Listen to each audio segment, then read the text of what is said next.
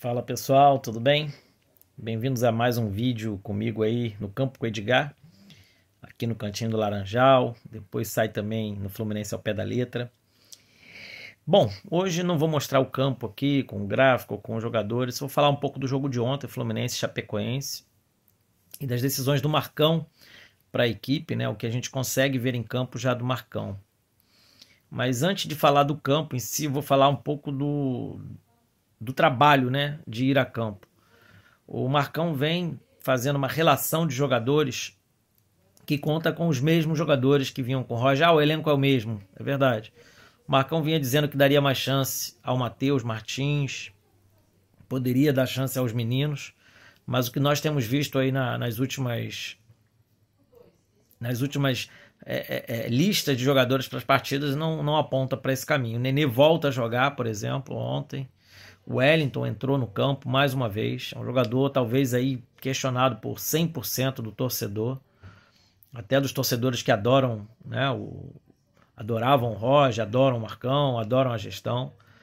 Você consulta torcedor que não gosta do trabalho do Roger, não gosta do trabalho do Marcão e detesta a gestão, você tem uma unanimidade aí segura que é o Wellington.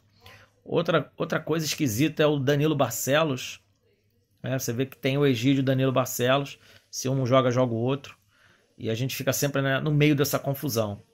A gente não está conseguindo ver a oportunidade ao Marlon, que também não é grande coisa, não deixou saudade, mas está reintegrado ao plantel. E o GFT também ainda não teve sua chance, né, de um joguinho, entrar ali 10 minutos, 15. Eu queria falar um pouco mais disso hoje, né? Fazer essas observações. O Gustavo Apis, que é um jogador que o Fluminense contratou via Nova Iguaçu, pertence a um grupo de empresários amigos da gestão. O Fluminense fez negócios com esse mesmo grupo em outros jogadores muito questionáveis. Talvez esse seja mais um, mas eu não vou aqui de véspera, né? Porque haverá aquelas pessoas que defendem, deixa o cara jogar primeiro e pipipi, popopó. Tá bom, vamos deixar o cara jogar. Só que ele já tem 22 anos, já está jogando aí no Nova Iguaçu há algum tempo. Veio para o Sub-23 do Fluminense, não chamou tanta atenção. Na minha concepção, estaria atrás da fila do Matheus Martins, do Alexander, do Wallace, jogadores da base que poderiam ser incorporados, mas parece que as prioridades aí no Fluminense não são a lógica, não são, as prioridades não são nunca desenvolver decentemente e adequadamente os jogadores. Então eu queria falar um pouco sobre isso hoje, né? Porque eu estou sempre falando de campo, tática, armação, mas tudo isso faz parte, né? Você pode isolar só o olhar do campo, como eu gosto de fazer muitas das vezes, mas isso é um resultado final, é um produto, né, de planejamento, de ações estratégicas, de seleção de elenco, montagem de elenco, reestruturação de elenco. Eu acho que o Fluminense deveria passar por esse processo, já que trocou o treinador não conseguia colocar um padrão mínimo aceitável no time do Fluminense. Nos custou uma eliminação numa quarta de final da Libertadores para uma equipe fraca, como o Barcelona de Guayaquil. Pode nos custar aí o ano.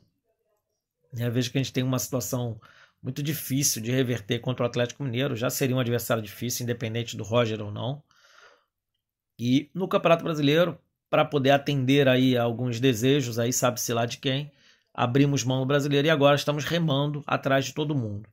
Com o resultado de ontem sobre a Chapecoense, uma vitória, de feliz só a vitória, porque o jogo foi muito ruim. O Fluminense jogou 20 minutos bem, de um futebol que poderia animar, triangulação, ultrapassagem, aproximação de jogador, associação, os três volantes girando.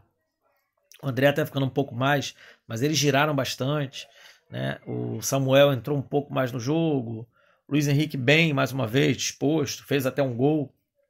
O gol não foi fruto da jogada, foi um cruzamento de escanteio, mas a jogada do escanteio, ele que briga e consegue o escanteio brigando com o defensor da Chapecoense, foi premiado com um movimento lindo de cabeça, uma bela batida do Danilo Barcelos. E o primeiro gol, né, que foi antes desse, gol do Bobadilha, num bate-rebate após uma jogada pela direita, com a ultrapassagem do Samuel Xavier, que foi ao fundo, cruzou. A defesa rebate, o André dá um chapéu, ensaia dar um chapéu no defensor ali do Chapecoense. Aí houve um bate-rebate, o Luiz Henrique toca na bola e ela sobra para o Bobadilha fazer o gol. enfim, se quem não assistiu o jogo, se pegar só os melhores momentos e o scout do jogo, vai ver o Luiz Henrique e o Bobadilha brilharem aí nesses 2 lances, mas só isso que entregaram também. O Luiz Henrique ainda tentou, mas depois disso o Fluminense abdicou praticamente da partida, deixou o Chapecoense à vontade, com bola e território. Veja que até o momento do segundo gol o Fluminense tinha coisa ali de 70% de posse de bola, isso era 17 minutos. Quando termina o primeiro tempo, a posse de bola já está meio a meio. Na verdade, o Chapecoense chegou a ter 52% de posse de bola e o Fluminense 48%. E no segundo tempo ficou nesse mesmo número, né? Terminou a Chapecoense com 54% e o Fluminense com 46% de posse de bola. Muito ruim, muito pouco para as pretensões do Fluminense. Era o último colocado do campeonato. Desanimador. Assim, acho que vocês estão vendo na minha expressão. É difícil ficar animado para falar desse Fluminense que está sendo oferecido a prova, né? A prova da torcida. O único alento, como eu disse no início do vídeo, são os 3 pontos, a vitória para a caminhada do ano importante. Eu quero não acreditar que a nossa briga é para não ficar na zona do rebaixamento. Eu quero acreditar que vamos brigar do meio para cima da tabela, mas eu não vejo consistência na equipe, né? O Marcão está lá já há 3 anos no clube. Ele trabalhou junto com o Diniz, ficou no período do Oswaldo de Oliveira, assumiu a equipe em 2019. Em 2020 ele passou todo o período com o Odair, sendo técnico do Sub-23. Já estavam treinando ali no CT. Assumiu a equipe pós-Odair. Nessa temporada ele é o auxiliar do Roger Machado desde o início do ano. O Roger Machado é demitido e ele vira o treinador efetivo da equipe. Então o Marcão está lá há 3 anos, gente. A gente agora discursar e dizer, não, vamos esperar o Marcão, vamos esperar quanto tempo? Quantos jogos? A gente precisa ter isso parametrado. Será que a gestão tem um recorte de tempo? Quantas partidas? Espera um resultado X, depois um desenvolvimento Y? Então eu queria tocar um pouco nisso de forma até mais amparçada, né? Um pouco mais espaçada, mas para a gente debater isso, né? Queria ver o comentário de vocês. Vocês têm a dizer sobre essa questão, né? Porque para o jogo ser agradável, para ter futebol e para ganhar jogos, para fazer a bola entrar ou para criar chances e aí os jogadores resolverem, precisa de muito trabalho. E o trabalho não é só treinamento, não é só os jogadores cascudos, são muitas outras coisas, desde ideia de jogo, montagem de elenco, readequação quando necessário. Às vezes você contrata e muitas das vezes já sabia que não daria certo. Então a gente alerta. Mas às vezes você acredita que pode dar certo pela sua fé, ou porque você, enfim, apertou a mão do jogador, ele olhou nos seus olhos, falou que vai jogar bem. Enfim, há quem acredite ainda nisso.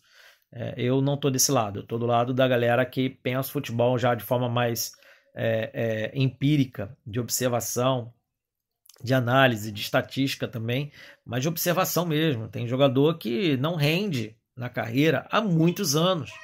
Quando você contrata e fala, não, vamos apostar, vamos ver, não tem mais nada para ver. Eu vou citar alguns aqui como exemplo, Abel Hernandes. É isso daí, gente, a carreira inteira. Faz um gol, aí a torcida acha que vai, passa 3, 4, 5 jogos sem fazer. Bobadilha igual, agora ele está no momento que ele fez um gol contra o Bahia, fez um gol ontem contra o Chapecoense, mas a oscilação de carreira dele é essa. Daqui a pouco vai passar 6, 7, 8, 9 jogos sem marcar e a torcida vai perder a paciência. O Fred já está com 38 anos, já vem de uma decadência muito grande, há 3 temporadas no mínimo, né? Onde ele começa ali no Cruzeiro a engasgar, ia bem no Mineiro, ia médio no Brasileiro, Copa do Brasil e Libertadores pelo Cruzeiro.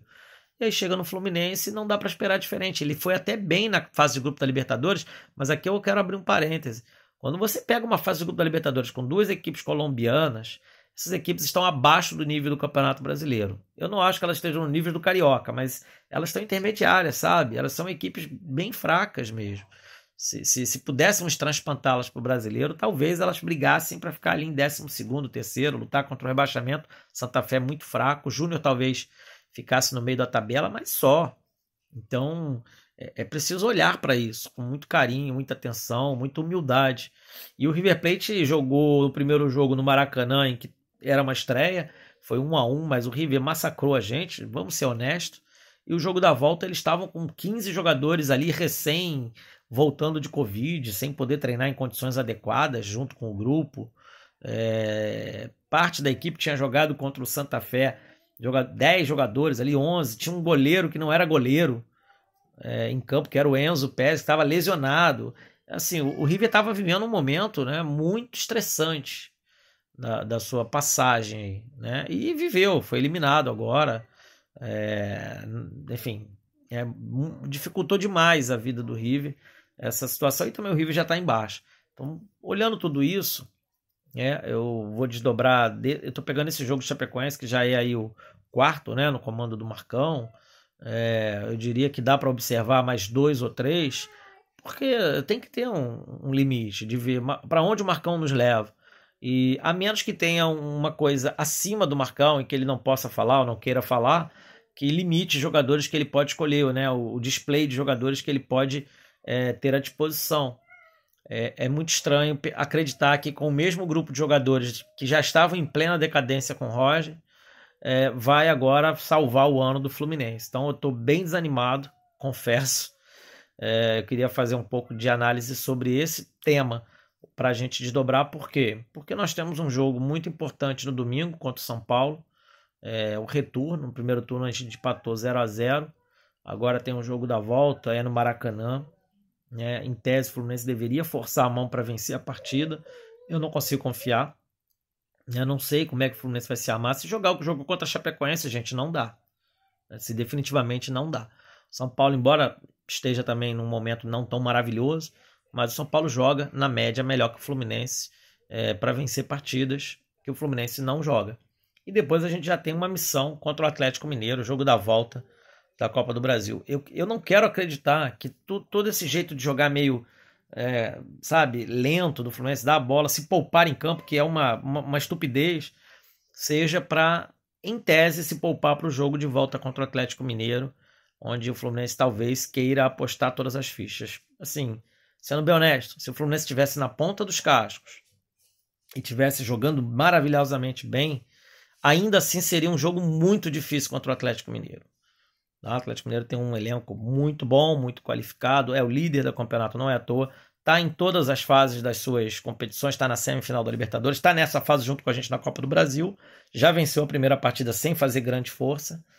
Então é um jogo que pode o Fluminense vencer, pode surpreender o Atlético, pode, e a gente vai torcer, né? Mas aí a gente não está torcendo com base no que a gente observa do time, a gente está torcendo pela história, por alguma coisa que aconteça naquele jogo, especificamente, e não no trabalho. Pelo trabalho, honestamente, o Atlético Mineiro basta fazer o mínimo, semelhante ao que fez na primeira partida, para repetir a dose, agora está em casa, muito mais tranquilo.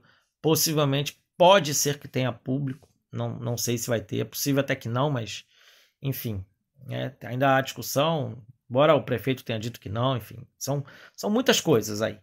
Tem aí mais alguns dias, hoje é quarta-feira, então daqui a 7, 8 dias esse jogo, 7 dias, é quarta-feira que vem. Então é isso, gente, o Campo com o Edgar, vou ficar por aqui, para não ficar muito longo, eu queria que fosse até um papo mais solidário, né? Falar um pouco dessas preocupações, que envolve até mais fora do campo do que em campo. Mas para eu fechar mesmo, me preocupa muito olhar o que o campo nos diz, né, o campo do Fluminense, os jogos do Fluminense, e ver que nada mudou. Né? Quem acredita em alguma evolução,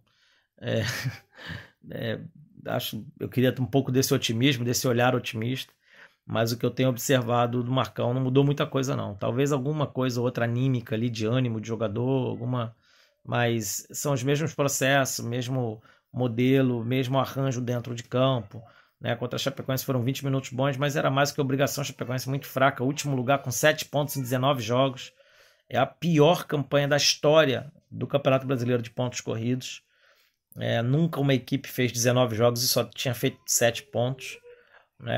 Então, lamentavelmente, a gente precisa observar isso com muita atenção. Muita atenção. Bom, é isso. Deixe seu comentário.